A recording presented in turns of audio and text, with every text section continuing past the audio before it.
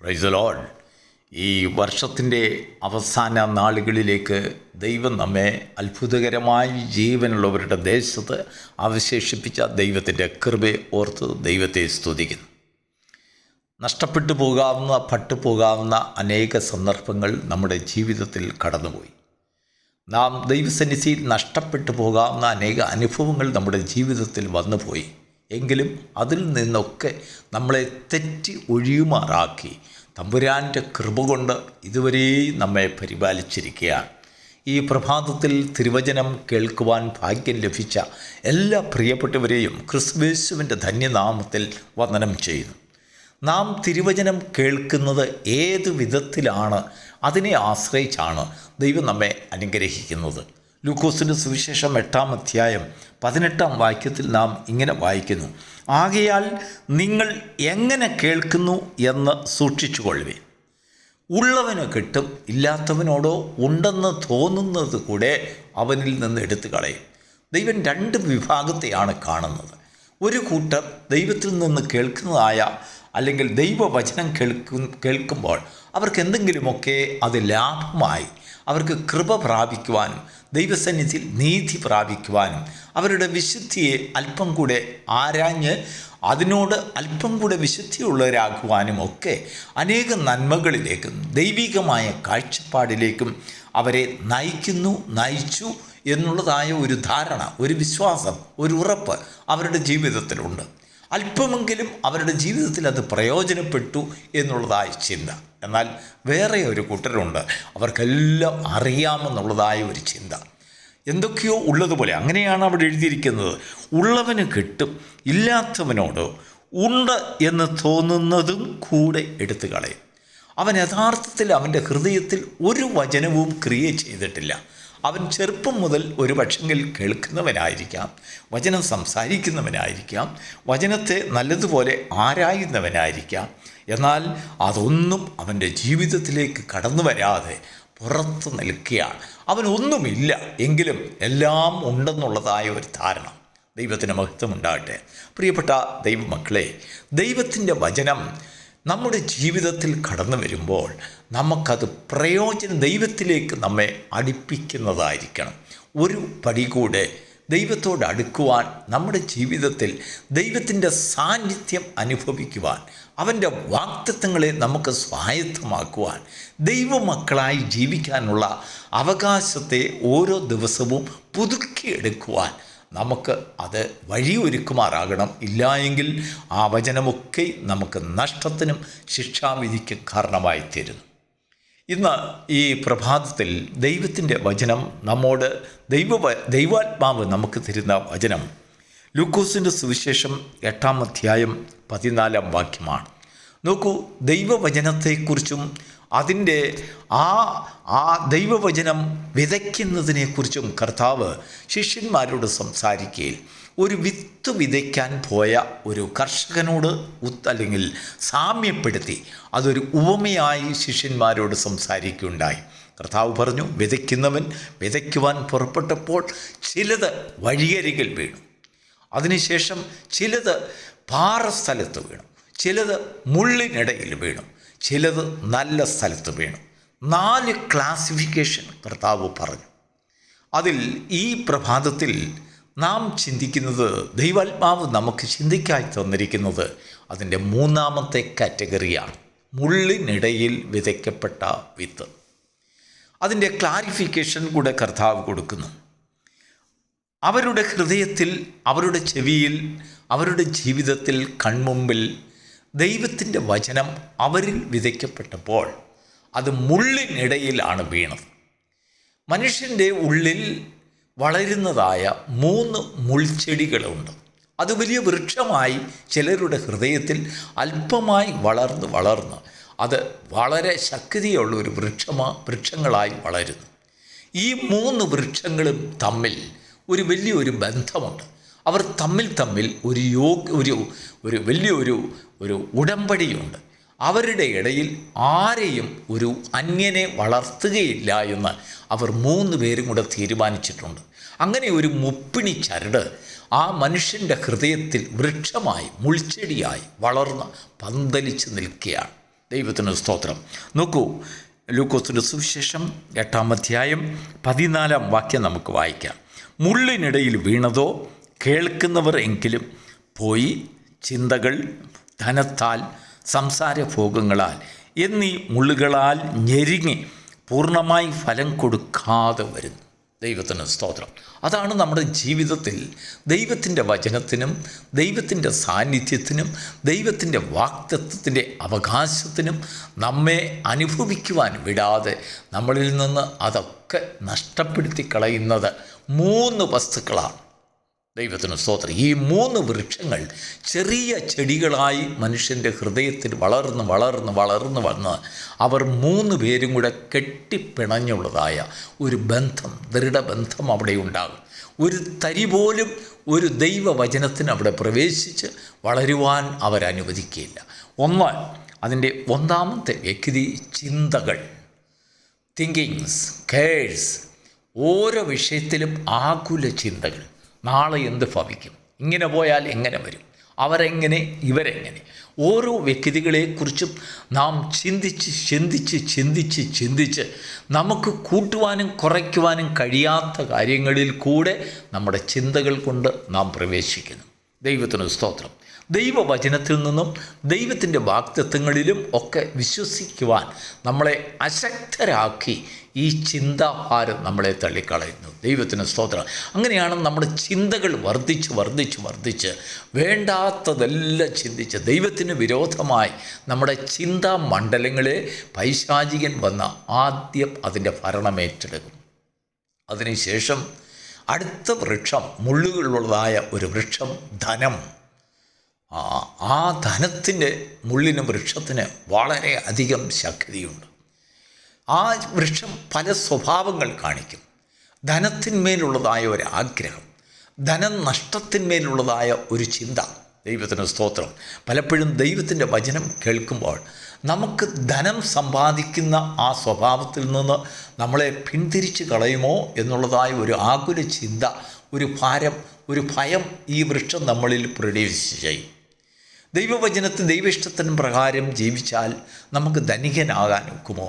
അല്ലെങ്കിൽ നമുക്ക് ധനികനായി ഈ ലോകത്തിൽ അന്യായമായി പണം സമ്പാദിക്കുവാൻ കഴിയുമോ? അതിനെല്ലാം ദൈവത്തിൻ്റെ പ്രമാണം അതിന് വിഘാതമായി വന്നു നിൽക്കുമ്പോൾ ധനത്തിൻ്റെ വൃക്ഷം നമ്മെ ഞെരുക്കും, ആ വചനത്തെ ഞെരുക്കും. ദൈവത്തിന് സ്തോത്രം.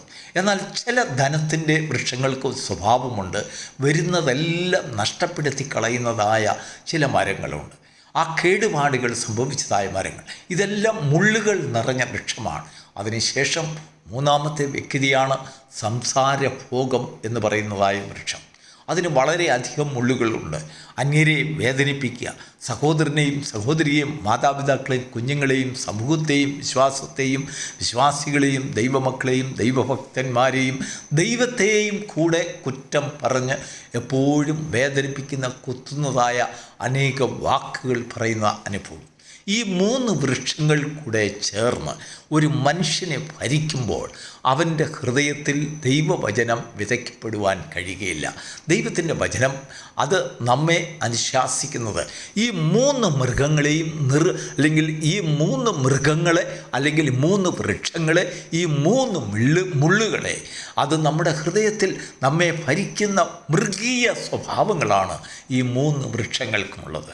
അവകളുടെ വേരറക്കുക, അതിനുശേഷമേ ദൈവത്തിൻ്റെ വചനം അവിടെ വിതയ്ക്കപ്പെടുവാൻ കഴിയുകയുള്ളൂ. ഈ വർഷത്തിൻ്റെ ആരംഭം മുതലല്ല, നമ്മുടെ ജീവിതത്തിൽ പലപ്പോഴും ദൈവത്തിൻ്റെ വചനം നമ്മൾ കേട്ടിട്ടുണ്ട്, ദൈവത്തിൻ്റെ വാഗ്ദത്തങ്ങൾ നമുക്ക് നൽകപ്പെട്ടിട്ടുണ്ട്, ദൈവമക്കളും നമുക്ക് പേരുണ്ട്, ക്രിസ്ത്യാനികളെന്ന് പേരുണ്ട്. അനേകം പ്രാവശ്യം ദൈവത്തിൻ്റെ ആ നേരിട്ടുള്ളതായ അനേക സന്ദർശനം, ആ ദൈവത്തിൻ്റെ സാന്നിധ്യം നമുക്ക് മനസ്സിലാക്കുവാൻ ഇടയാക്കിയിട്ടുണ്ടെങ്കിലും ഈ 3 മുള്ളുകൾ ചേർന്ന് നമുക്കുണ്ടാകുന്ന പ്രതിഫലങ്ങളെ മുഴുവനും ദൈവത്തിൻ്റെ വചനത്തിൽ നമ്മൾ വളരുവാൻ കഴിയാതെ അത് നമ്മെയും ആ വചനത്തെയും ഞെരുക്കിക്കളയുന്നു. ആ വചനത്തിനൊരു ബോധ്യമായി നിനക്കെന്നിൽ വളരുവാൻ കഴിയുകയില്ല എന്ന് ആ ദൈവവചനത്തോടെ എപ്പോഴും അവർ ചലഞ്ച് ചെയ്തുകൊണ്ടിരിക്കും. ദൈവത്തിന് സ്തോത്രം. അവസരങ്ങൾ കാക്കാതെ ദൈവത്തിൻ്റെ വചനം ഇതാ നമ്മളിൽ നിന്ന് ഒരു ദിവസം യാത്ര തിരിയും. അതുതന്നെയല്ല, നമുക്ക് പിന്നെയും നമ്മുടെ ഹൃദയത്തിൽ പൂർണ്ണമായ ഫലം കൊടുക്കാൻ കഴിയാതെ അല്പമായി ശേഷിക്കുന്നതിനാൽ നമുക്കെന്തൊക്കെയോ ഉണ്ടെന്നുള്ളതായ ഒരു ധാരണയിൽ നമ്മളോടൊപ്പം അത് സഞ്ചരിച്ചു കൊണ്ടിരിക്കും. ദൈവത്തിന് സ്തോത്രം. നമ്മളിൽ 2 ഹൃദയങ്ങൾ അപ്പോൾ രൂപപ്പെടും. ഒന്ന് മുള്ളിൻ്റെ അനുഭവം, 2 ഉണ്ടെന്നുള്ളതായ ചിന്ത. ഉണ്ടെന്നുള്ളതായ ചിന്തയ്ക്ക് നമ്മളിൽ ഫലം കൊടുക്കുവാൻ കഴിയാതെ വരുന്നു. പ്രിയപ്പെട്ട ദൈവത്തിന് മക്കളെ, ഇന്ന് ഈ പ്രഭാതത്തിൽ ദൈവത്തിൻ്റെ ആത്മാവ് നമ്മെ ചൂണ്ടിക്കാണിക്കുന്നത് നമ്മുടെ ഹൃദയത്തിൽ വളരുന്ന 3 മുൾച്ചെടികളെക്കുറിച്ചുള്ളതായ ഒരു ദർശനമാണ്. ഈ മുൾച്ചെടികൾക്ക് മൃഗീയ സ്വഭാവം, മൃഗത്തിൻ്റെ സ്വഭാവം, മൃഗത്തിൻ്റെ സംസാരം, മൃഗത്തിൻ്റെ കണ്ണുകൾ, മൃഗത്തിൻ്റെ നാവുകൾ അവർക്ക് എപ്പോഴും ഉണ്ടായിരിക്കും. അന്യരെ വേദനിപ്പിക്കുക, അല്ലെങ്കിൽ അന്യരെ ഉപദ്രവിക്കുക, അല്ലെങ്കിൽ പണത്തെക്കുറിച്ചുള്ളതായ ചിന്ത, തൃപ്തിയില്ലാത്ത അനുഭവം, എന്ത് കിട്ടിയിരുന്നാലും നമുക്കത് പോരാ പോരാ പോരാ എന്ന് പറയുന്നതായ ഒരു അനുഭവം. നമ്മുടെ ജീവിതത്തിൽ ഒരിക്കലും ഒരു തൃപ്തിയില്ലാത്ത ഒരു തൃപ്തിയുള്ള ഒരു ജീവിതത്തിലേക്ക് നമ്മെ വളർത്തുവാൻ കഴിയാതെ നമ്മുടെ ജീവിതത്തിൽ ഭാരങ്ങളും ദുഃഖങ്ങളും ആകുല ചിന്തകളും വർദ്ധിപ്പിച്ചുകൊണ്ട് ഈ 3 മുൾച്ചെടികളിലും കൂടെ കയ്പുള്ളതായ അനുഭവങ്ങൾ നമ്മുടെ ജീവിതത്തിൽ സൃഷ്ടിച്ചു കൊണ്ടിരിക്കും. അങ്ങനെ നാം നമുക്ക് തന്നെ മുള്ളായി മാറുന്നു. അതിനുശേഷം നാം നമ്മുടെ ഭവനത്തിലുള്ളവർക്ക് മുള്ളാകുന്നു, സമൂഹത്തിന് മുള്ളാകുന്നു, സഭയിൽ മുള്ളാകുന്നു, ദൈവത്തിന് മുള്ളാകുന്നു, ദൈവത്തിൻ്റെ ആത്മാവിന് മുള്ളാകുന്നു. ദൈവമക്കൾക്ക് എല്ലാവർക്കും, നമ്മളോട് ഇടപെടുന്നവർക്ക് എല്ലാവർക്കും നാം മുള്ളായി ശേഷിക്കുന്നു. ദൈവത്തിന് സ്തോത്രം. കാരണം ദൈവത്തിൻ്റെ വചനം നമ്മളിൽ ശക്തിപ്പെടാതെ ആ മുള്ള് ദിവസം തോറും ശക്തി പ്രാപിച്ച് നാം കേൾക്കുന്ന വചനങ്ങളെയും ദൈവത്തിൻ്റെ ആലോചനകളെയും ഒക്കെയും നിഷ്ഫലമാക്കി കൊടുക്കുന്നതായ, അല്ലെങ്കിൽ വളരുവാൻ കഴിയാത്തതായ അടിച്ചമർത്തൽ നമ്മുടെ ജീവിതത്തിൽ ശേഷിക്കും. ഈ വർഷം കർത്താവ് നമുക്കടുത്ത ഒരു വർഷം തരുന്നുണ്ടെങ്കിൽ ഈ മുള്ളുകളെ ദൈവം നമുക്ക് മാറ്റി തരുവാനുള്ളൊരു കൃപ നാം ദൈവത്തിൽ നിന്ന് പ്രാപിക്കണം. ഈ മുൾച്ചെടികളെ അറുത്തു മാറ്റിയെങ്കിൽ അതിൻ്റെ വേരുകളെ എടുത്തു കളഞ്ഞിട്ടല്ലാതെ ദൈവത്തിൻ്റെ വചനം നമ്മളിൽ സ്ഥാപിക്കുകയില്ല, ദൈവത്തിൻ്റെ പ്രമാണം നമ്മളിൽ സ്ഥാപിക്കപ്പെടുകയില്ല, കർത്താവിൻ്റെ വാഗ്ദത്തത്തിന് നമ്മെ അവകാശിയാക്കുവാൻ കഴിയുകയില്ല. മുൾച്ചെടികൾ നിൽക്കുന്തോറും ദൈവവചനത്തിന് വളരുവാൻ കഴിയുകയില്ല. എന്നാൽ ദൈവവചനം നമ്മളിൽ വളരുവാൻ ഈ മുൾച്ചെടികളുടെ സ്ഥാനത്ത്, ഈ മൃഗീയമായ സ്വഭാവങ്ങളുടെ സ്ഥാനത്ത് ദൈവത്തിൻ്റെ സ്വഭാവം കടന്നു വരണം. കർത്താവിൻ്റെ സ്വഭാവം, വചനം എന്താണ്? കർത്താവ്. എന്നാൽ യേശു ആ ഹൃദയത്തിൽ കടന്നു വരുമ്പോൾ, വാസ്തവമായി ദൈവം വചനമായി നമ്മുടെ ഹൃദയത്തിൽ സ്ഥാപിക്കപ്പെടുമ്പോൾ ഈ മുൾച്ചെടികൾക്ക് ആഹാരം കിട്ടാതായി മാറുന്നു, അതിന് വെള്ളം ലഭിക്കാത്തതായി മാറുന്നു. അവ ഓരോ ദിവസം തോറും വാടി വാടി കരിഞ്ഞ് അതിൻ്റെ വേരറ്റു പോകുന്നതായ ഒരു അനുഭവം ഉണ്ടാകും. എങ്ങനെ? നാം കേൾക്കുന്ന വചനത്തെ ദൈവത്തിൻ്റെ കൃപയിൽ ആശ്രയിച്ചുകൊണ്ട് ആഴത്തിൽ വേരൂന്നി വളരുവാനുള്ളതായ ഒരു പശ്ചാത്തലം നാം അനുവദിക്കുന്നുണ്ടെങ്കിൽ, ഇതൊന്നും ദൈവം ചെയ്യുന്ന കാര്യമല്ല, മനുഷ്യൻ തന്നെ ചെയ്യുന്ന കാര്യമാണ്. ദൈവവചനത്തെ കേൾക്കുന്നത് നമുക്ക് പ്രയോജനകരമാകുന്ന രീതിയിൽ, നമുക്ക് ദൈവത്തിൻ്റെ വചനം നമ്മുടെ ഉള്ളിലുണ്ട്, അതെന്നെ ശക്തിപ്പെടുത്തുന്നു, അതെന്നെ സൗഖ്യമാക്കുന്നു, അതെന്നെ നീതിപാതകളിലേക്ക് നടത്തുന്നു, അതെന്നെ പരിശോധനകൾ മധ്യത്തിൽ നിലനിർത്തുന്നു എന്നുള്ളതായ ഒരു ചിന്ത നിശ്ചയം നമ്മുടെ ഹൃദയത്തിൽ ഉണ്ടാകുമ്പോൾ ആ മുൾച്ചെടികൾ നമ്മുടെ ഹൃദയത്തിൽ അത് വാടുവാൻ തുടങ്ങും. അധികം നാൾ കഴിയുന്നതിന് മുൻപ് അതിന് ആഹാരം ലഭിക്കാതെ അത് കരിഞ്ഞു പോകും. ആ സ്ഥാനത്ത് ദൈവത്തിൻ്റെ വചനം നമ്മളിൽ വളരും. ദൈവത്തിന് മഹത്വം ഉണ്ടാകട്ടെ. നമ്മുടെ കുഞ്ഞുങ്ങളിൽ അങ്ങനെയുള്ളതായ ഒരു പ്രതലം നമ്മൾ സൃഷ്ടിക്കുമ്പോൾ, നമ്മുടെ സമൂഹത്തിൽ അങ്ങനെയുള്ള ഒരു പ്രതലം നമ്മൾ സൃഷ്ടിക്കുമ്പോൾ, നമ്മുടെ കുടുംബത്തിൽ അങ്ങനെയുള്ള ഒരു പ്രതലം നമ്മൾ സൃഷ്ടിക്കുമ്പോൾ, സംസാര ഭോഗത്തിൽ ആരെയും കുത്തുന്ന വാക്കുകൾ നമ്മളിൽ നിന്നും ഉളവാക്കുകയില്ല, ആരെയും വേദനിപ്പിക്കുന്ന വാക്കുകൾ നമ്മളിൽ നിന്നും ഉണ്ടാകുകയില്ല, ആകുല ചിന്തകൾക്ക് നമ്മളിൽ സ്ഥാനമില്ലാതായി മാറും. നമുക്ക് ഉള്ള ധനം കൊണ്ട് നമ്മൾ സംതൃപ്തരാകും. മനുഷ്യൻ ഉള്ളതുകൊണ്ട് ജീവിക്കുവാൻ അവൻ പ്രാപ്തിയുള്ളവനാകും. അങ്ങനെ അവൻ്റെ ഹൃദയം നല്ല നിലമായി മാറ്റപ്പെടുന്നു. അതാണ് കർത്താവ് ഉദ്ദേശിച്ചത്. ആ നല്ല നിലത്തെ, മുള്ളുകൾ നിറഞ്ഞ ഹൃദയങ്ങളെ നല്ല നിലങ്ങളാക്കി മാറ്റുവാൻ കർത്താവ് ഈ ഭൂമിയിൽ വന്നു. അത് നമ്മുടെ ജീവിതത്തിൽ സാധ്യമാകുവാൻ നാം മുറ്റുമായി ദൈവത്തിൻ്റെ കരത്തിൽ കൊടുക്കുന്നതായ ഹൃദയം, നിൻ്റെ ആഗ്രഹങ്ങളെ, നിൻ്റെ വഴികളെ, നിൻ്റെ പ്രവൃത്തികളെ, നിൻ്റെ ഹൃദയത്തെ, നിൻ്റെ മനസ്സിനെ, നിൻ്റെ ആത്മാവിനെ, നിൻ്റെ ദേഹത്തെ, ദേഹിയെ ദൈവത്തിൻ്റെ നിൻ്റെ കയ്യിൽ കൊടുക്കുമ്പോൾ, അത് ദൈവത്തിൻ്റെ ആത്മാവ് ഭാരമേറ്റെടുക്കുമ്പോൾ അവയ്ക്കെല്ലാം വ്യത്യാസമുണ്ടാകും. തൻ്റെ ഇഷ്ടം പോലെ അതിനെ നയിക്കുന്നതിനിടയായിത്തീരും. ആ നയനം നമുക്ക് അനുഗ്രഹവും സമൃദ്ധിയും കൊണ്ടുവരും, സൗഖ്യവും സമാധാനവും കൊണ്ടുവരും. അങ്ങനെയുള്ളൊരു അനുഭവം നിൻ്റെ ജീവിതത്തിൽ ദൈവം തരുമാറാകട്ടെ. God bless you.